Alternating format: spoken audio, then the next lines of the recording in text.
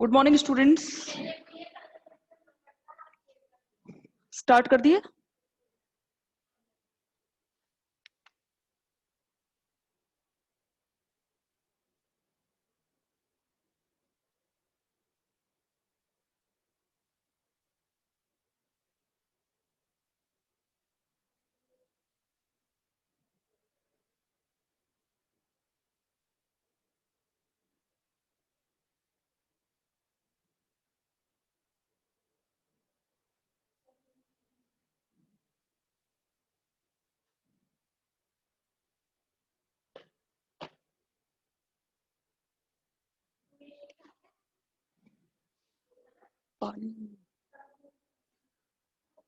आवाज आ रही है मेरी?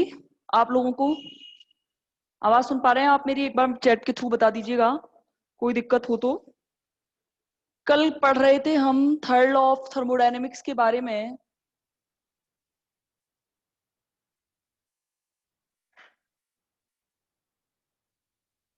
मैंने क्या कहा था कल थर्मोडायनेमिक्स के थर्ड लॉ के बारे में?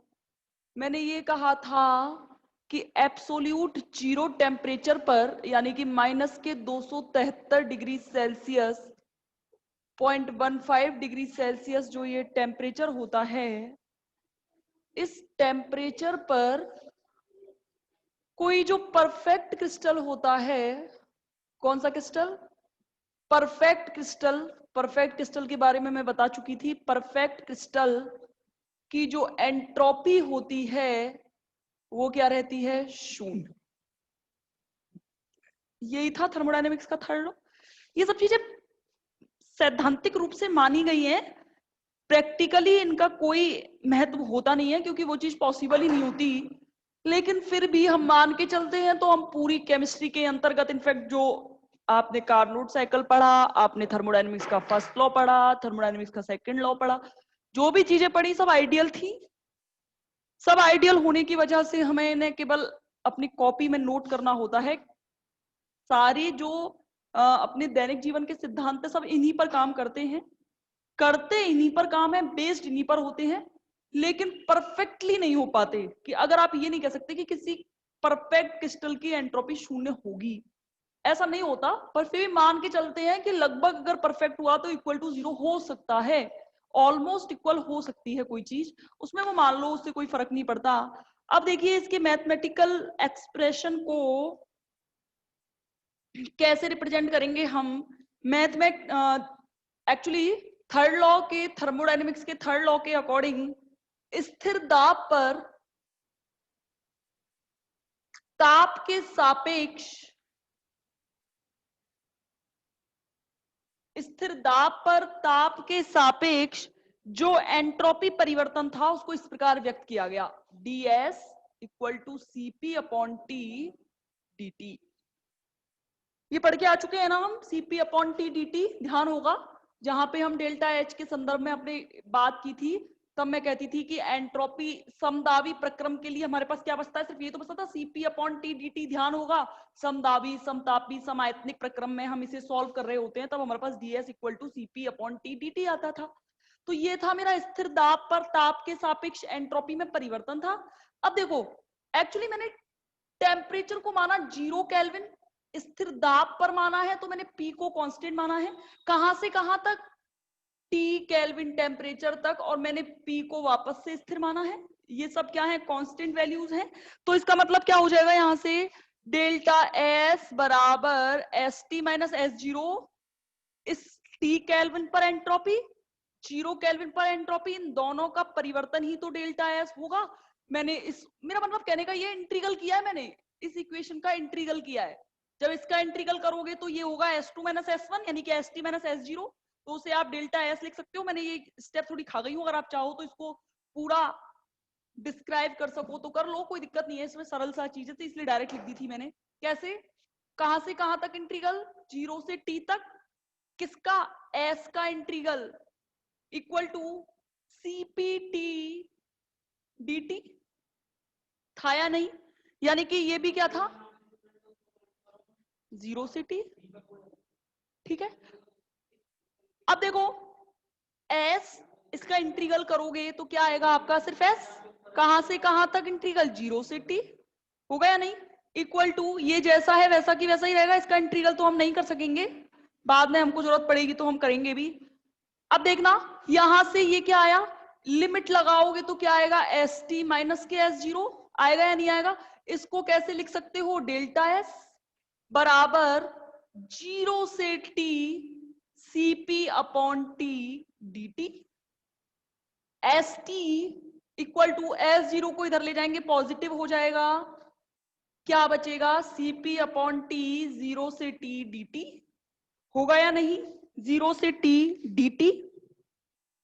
अब देखिए यही जो था ये नियम, ये मैथमेटिकल रिप्रेजेंटेशन किसके नाम से जाना गया, किसके नाम से जाना गया, ये जाना गया ऊष्मागतिकी के तृतीय नियम के नाम से। अगर मैं ये कहूं कि ये अगर 0 केल्विन टेम्परेचर पर एंट्रोपी शून्य है तो एस जीरो बराबर 0 हो जाएगा, लगभग बराबर होती है, होती तो 0 माइनस के 273.15 डिग्री सेल्सियस पर होती है, पर लगभग बराबर मान के चलते हैं। तो अब यहां से क्या आएगा, एस टी बराबर 0 से T CP upon T D T.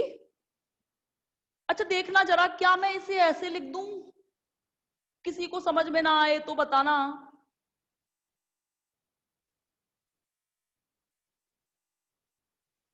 ये स्टेप में कोई डाउट है,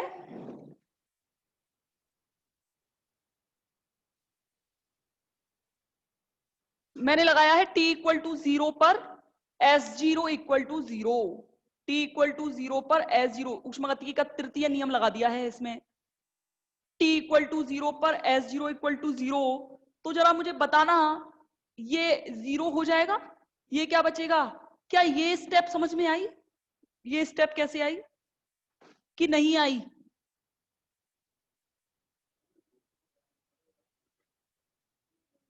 अंतेश नहीं आई। देखो अरे क्या होता है, ये d का मतलब डिफरेंशियल है, d का देखना ध्यान से, d का मतलब डिफरेंशियल है और log x का डिफरेंशियल क्या होता है, ध्यान से देखना, 0 से t cp d log t, d log t, इसका डिफरेंशियल क्या है, d log t का डिफरेंशियल क्या है, 1/t है या नहीं, तो 1/t है तो इसको ऐसे भी तो लिख सकते हैं।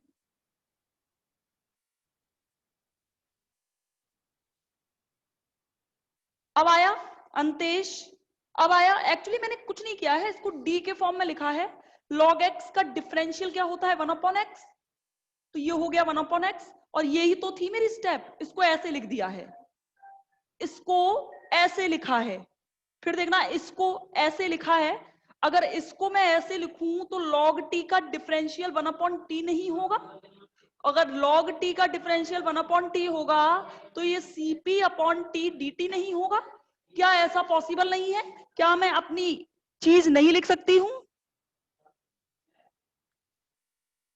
ये जो st होती है ये परम शून्य ताप पर, परम शून्य ताप पर मैंने, परम शून्य ताप मतलब t equal to 0 S zero equal to 0, परम शून्य ताप पर क्या कहलाती है, एब्सोल्यूट एंट्रोपी कहलाती है। एब्सोल्यूट का मतलब होता है निरपेक्ष, निरपेक्ष का मतलब एग्जैक्ट जो निकलेगी, एग्जैक्ट, निरपेक्ष का मतलब होता है एग्जैक्ट जो निकलेगी, और सापेक्ष का मतलब होता है हम किसी का सहारा लेके अपनी मर्जी से मान लें। एक्चुअली रिलेटिव और एब्सोल्यूट में फर्क क्या है, रिलेटिव और एब्सोल्यूट में फर्क देखो, आपने बहुत चीज देखी होंगी, जैसे आपके अभी जो ब्रिज यूनिवर्सिटी के आपके यूनिवर्सिटी पेपर होते हैं, इनमें आपके जिनके नंबर जितने आए उतने हिसाब से कैलकुलेट करते हो, जैसे आपका 100 मार्क्स का केमिस्ट्री का पेपर होता है, किसी के 100 में से 66 नंबर आ रहे हैं, किसी के 100 में से 76 नंबर आ रहे हैं, तो उसकी फिक्स है 100 में से 66 जिसके आ रहे हैं 66%, 100 में से 76 जिसके आ रहे हैं 76%, ऐसे मान के चलते हैं। लेकिन क्या होता है बड़े बड़े संस्थानों में, यानी कि किसी और की परसेंटेज से कोई फर्क नहीं पड़ा, जिसकी 50 बन रही है बनने दो, जिसकी 60 बन रही है बनने दो, उसकी अपनी है आपकी अपनी है, ऐसे परसेंटेज मान के चलते हैं। लेकिन बड़े बड़े एनआईटीज और आईआईटीज के अंदर क्या होता है पता है, एक एब्सोल्यूट की जगह पे एक रिलेटिव मार्किंग चलती है। रिलेटिव मार्किंग का मतलब ये होता है जैसे आपका 100 मार्क्स का पेपर है, जिसके हाईएस्ट नंबर आए हैं, जैसे किसी के 80 नंबर हाईएस्ट हैं, तो उस 80% को 100% मान लेते हैं। क्या मान लेते हैं 80% को 100% नहीं, 80 मार्क्स 100%। अब पेपर 100 नंबर का ना होकर कितने नंबर का है, 80 नंबर का। बाकी जितने भी स्टूडेंट है ना, सबके नंबर उसी पर डिपेंड करेंगे। किसी के 80 में से 76 आए हैं तो 76% नहीं, 80 के हिसाब से परसेंटेज निकाली जाएगी। तो रिलेटिव मार्किंग और एब्सोल्यूट मार्किंग का मतलब यही होता है कि अगर मैंने एब्सोल्यूट एंट्रोपी की बात की है तो मैंने बात की है कि किसी चीज से कोई फर्क नहीं पड़ेगा, उसकी जो एग्जैक्ट वैल्यू होगी वही। और रिलेटिव का मतलब क्या होता है, सापेक्ष का मतलब क्या होता है, हम किसी पर डिपेंड होकर अपनी खुद की वैल्यू आंकते हों। जैसे होता ना, मैं इस पर डिपेंडेंट हूं, ये जैसे चलेगा मैं वैसे चलूंगा, मैं इसकी कॉपी करूंगा, तो वो होता है रिलेटिव। और एक होता है कि हमें इससे कोई फर्क नहीं पड़ा, मेरी चाल जैसी है वैसी रहेगी, उसकी चाल जैसी है वैसी रहेगी। तो अगर हम किसी पर डिपेंड होकर किसी काम को करें तो हम उसको कहते हैं रिलेटिव। उनके बीच में एक रिलेशन हो जाता है जिसे कहते हैं सापेक्षता। और अगर अलग से कोई पर्सनली बात कर रहा है तो इसका मतलब होता है निरपेक्ष। ठीक है, ये तो मैथमेटिकल रिप्रेजेंटेशन था, रिप्रेजेंटेशन रहा। ये तो पूरा टोटल मैथमेटिकल रिप्रेजेंटेशन है कि इसको ऊष्मागतिकी के तृतीय नियम को मैथमेटिकल फॉर्म में कैसे लिखा जाएगा। अब चलते हैं अंतेश, समझ में आया कैसे किया मैंने वो? एक बार चैट से बता दो, समझ में आया? Okay, very good. चलिए अब देखिए, अब चलते हैं एक छोटा सा डेरिवेशन, अवशिष्ट एंट्रोपी। पहले इसकी डेफिनेशन समझेंगे और फिर इसका मैथमेटिकल रिप्रेजेंटेशन देखेंगे। एक्चुअली ये स्टेटमेंट और संकल्पना होगी। अच्छा, अवशिष्ट एंट्रोपी का मतलब क्या है? इसको इंग्लिश में कहते हैं रेजिडुअल एंट्रोपी।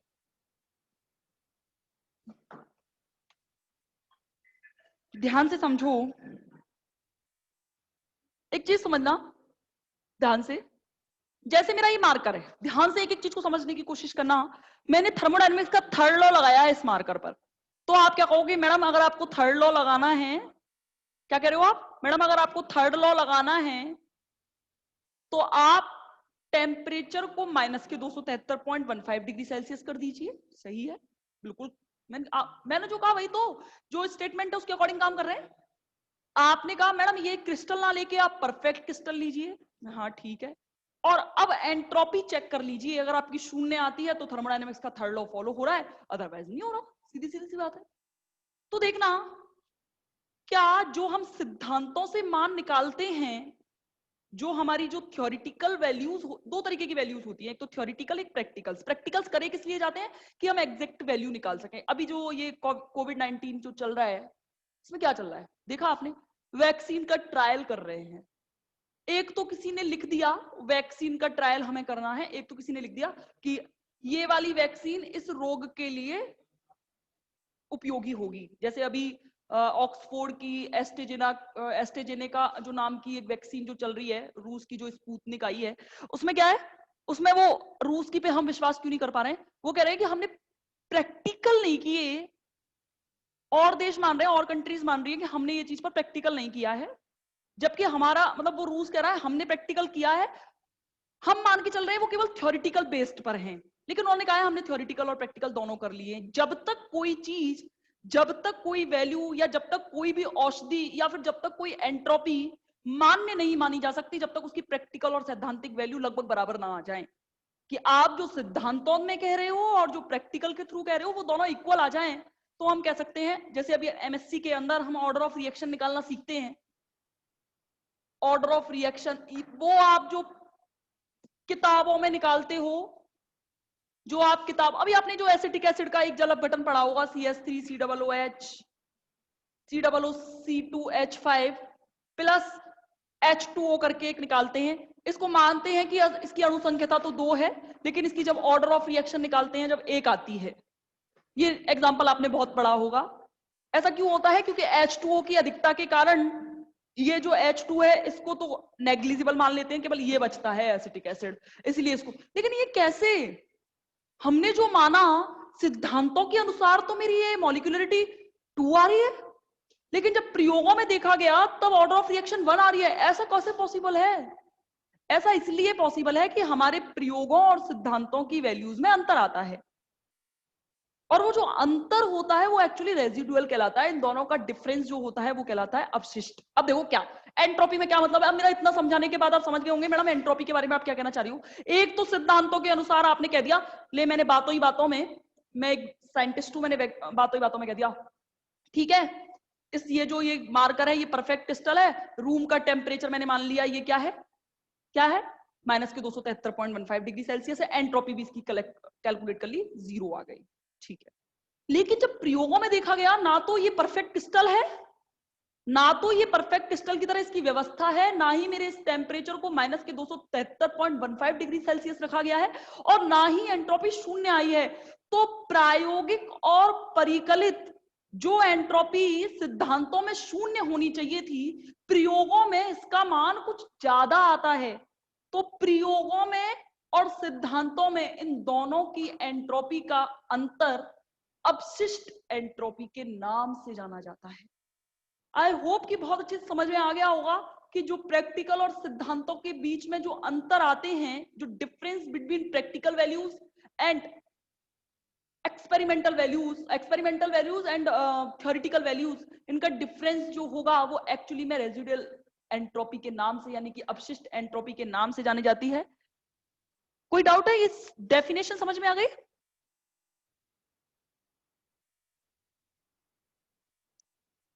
आ गई?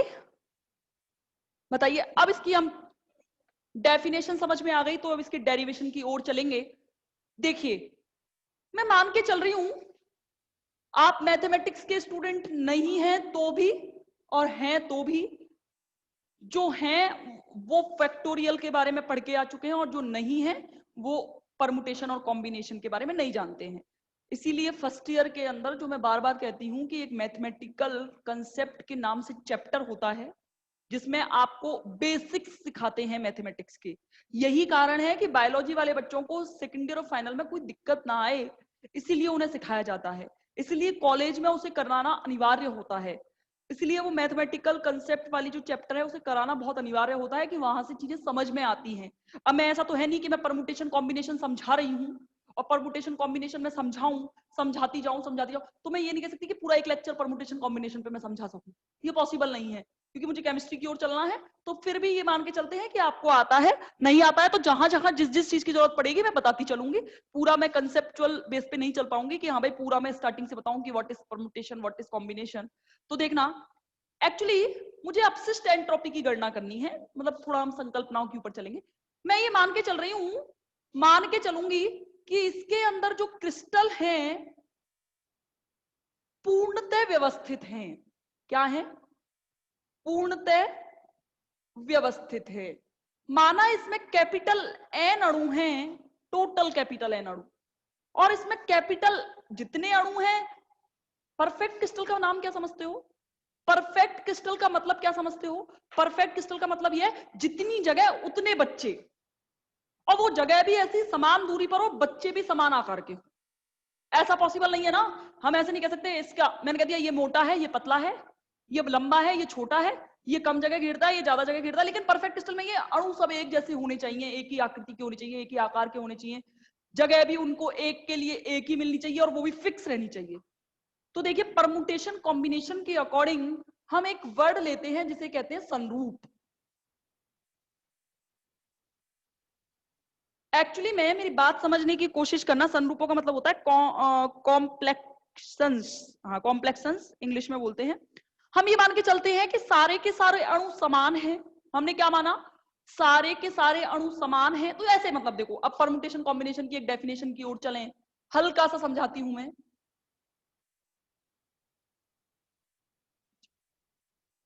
5 व्यक्ति हैं, क्या है? 5 व्यक्ति हैं, पांचों व्यक्ति एक जैसे हैं। या फिर मैं अगर ये ना कहूं तो मैंने बोला 5 पेन हैं, व्यक्ति तो एक जैसे नहीं कह पाऊंगी, लेकिन हम परमुटेशन कॉम्बिनेशन में हम एक्चुअली मान लेते हैं कि एग्जैक्ट जो मैथ वाले बच्चों उन्होंने पढ़ा होगा, मैथ वाले बच्चों में से किसी ने पढ़ा है क्या परमुटेशन कॉम्बिनेशन?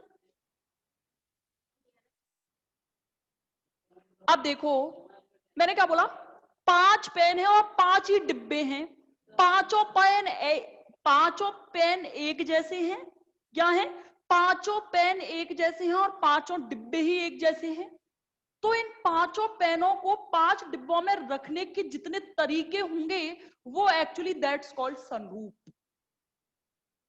ध्यान से समझना मैंने क्या कहा है कि 5 डिब्बे हैं और पांचों डिब्बे एक जैसे हैं और 5 पेन है, पांचों पेन एक जैसे हैं, तो कोई बता सकता है मुझे इन पांचों पेनों को 5 डिब्बों में रखने के क्या तरीके हो सकते हैं, क्या तरीके हो सकते हैं, कोई कहेगा 5? बताओगे मैथ के बच्चे कितने तरीके?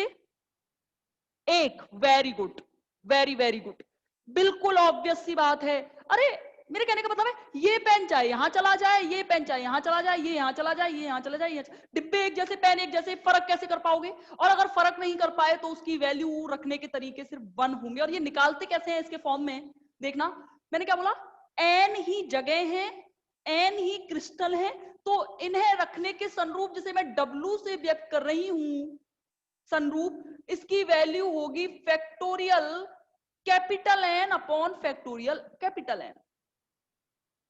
समझना कहने का मतलब क्या है? जैसे मैं इसका बात कर रही हूं फैक्टोरियल 5 बटे फैक्टोरियल 5, ये निकालने के तरीके होते हैं।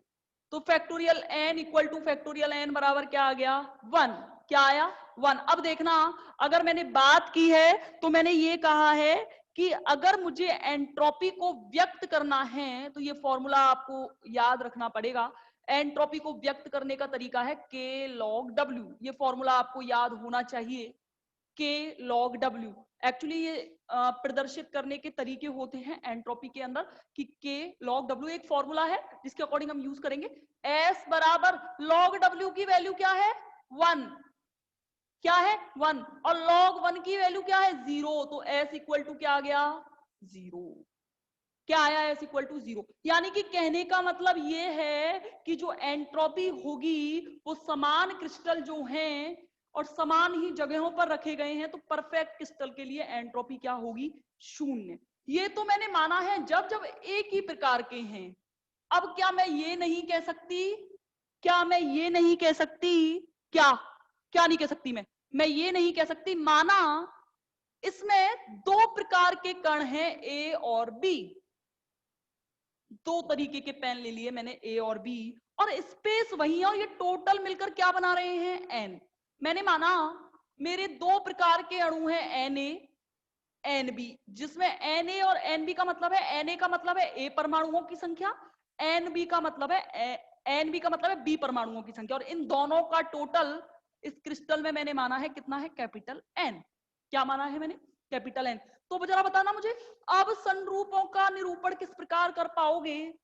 अब संरूपों का निरूपण किस प्रकार कर पाओगे? तो ध्यान रखना कि ये संरूपों का निरूपण होता है factorial N A factorial N B upon factorial N.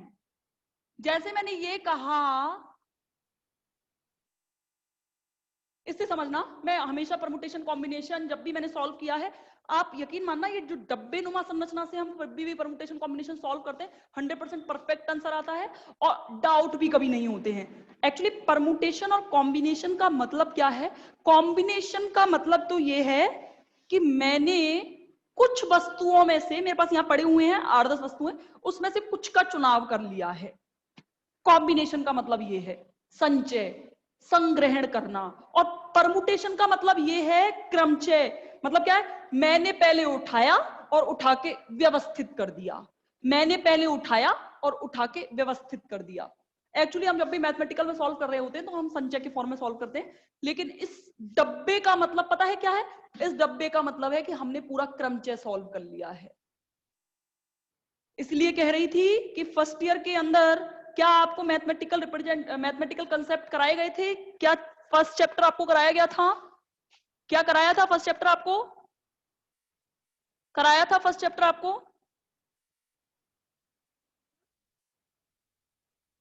बताओ कराया गया था या नहीं? नहीं कराया? कराना चाहिए था। यही तो मेन है कि वहां परम्यूटेशन कॉम्बिनेशन का बहुत बड़ा क्वेश्चंस दे रखे होते हैं कुछ। चलो कोई बात नहीं। अब देखना मैंने क्या बोला, मैंने बोला 2 तरीके के पेन हैं, डब्बे एक ही हैं। पेन 2 तरीके के हैं और डब्बे, जैसे मैंने बोला, एक तो 3 तो गुलाबी रंग के पेन हैं और 2 पीले कलर के पेन हैं। क्या है? 3 गुलाबी कलर के पेन हैं और 2 पीले कलर के पेन हैं। तो इन्हें इन डब्बों में रखने के तरीके क्या होंगे कि मैडम टोटल ले लो और इसको व्यवस्थित कर दो और इसको व्यवस्थित कर दो। फैक्टोरियल का मतलब समझ लेना, फैक्टोरियल 5 का मतलब है उल्टा खोलो, 5 गुणा 4 गुणा 3 गुणा 2 गुणा 1। फैक्टोरियल 4 का मतलब क्या है? 4 गुणा 3 गुणा 2 गुणा 1। फैक्टोरियल 3 का मतलब क्या है? 3 गुणा 2 गुणा 1। ये होते हैं फैक्टोरियल्स को प्रेजेंट में, ज्यादा नहीं, मैं तो सिर्फ इतना बता रही हूँ कि किसी को कंफ्यूजन ना हो कि फैक्टोरियल कैसे प्रेजेंट करना है। ये इसको कहते हैं फैक्टोरियल, इसको कहते हैं फैक्टोरियल। जो बायोलॉजी वाले स्टूडेंट है समझ लेना, इसको कहते हैं फैक्टोरियल। अब देखना फॉर्मूले में वैल्यूज रखो के लॉग डब्ल्यू। फॉर्मूले में वैल्यूज रखोगे तो बच्चों क्या आएगी? के लॉग डब्ल्यू का मान क्या है? Factorial N A factorial N B upon factorial N, है या नहीं? Factorial N A factorial N B factorial.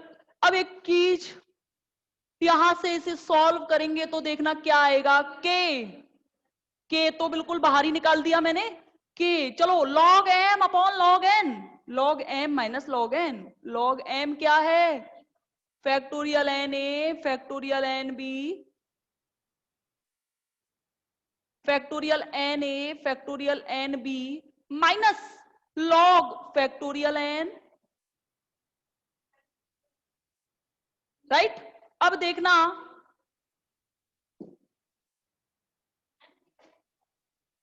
Reconnect करके वापस पानी मंगवा दीजिए।